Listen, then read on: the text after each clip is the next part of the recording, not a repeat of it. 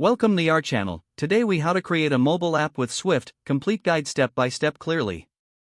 First, ensure you have a Mac with macOS installed. Download and install Xcode from the Mac App Store. Once installed, open Xcode and select Create a new Xcode project. Choose App under the iOS tab and click Next. Double-click to open it and drag a label from the object library onto the canvas. Set your label's text to Hello, World in the Attributes Inspector. Next, drag a button from the object library and place it below your label. Change the button title to Tap Me. With your button selected, open the Assistant Editor from the top right corner. Control-drag from the button to the ViewController.Swift file to create an action.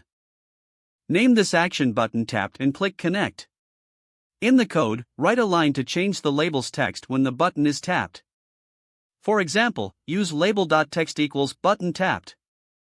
Ensure your IB outlet for the label is connected correctly in the storyboard. To connect the label, control-drag from the label in the storyboard to the ViewController.Swift file. Name this outlet label and click Connect. Now run your app in the simulator by clicking the play button.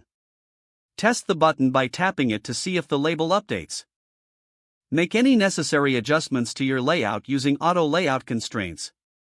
Next, explore adding more UI elements, like a text field or image view, as per your app's needs.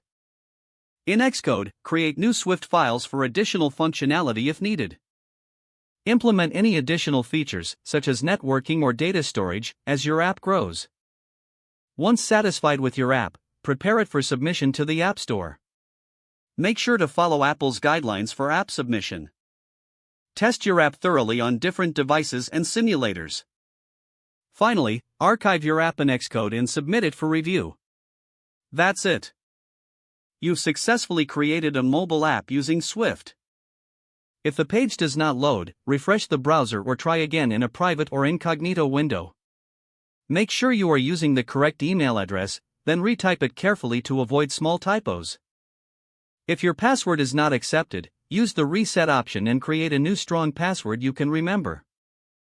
Check your spam folder for verification or security emails, then complete any requested confirmation steps. Don't forget to like this video and subscribe to our channel for more step-by-step tech guides.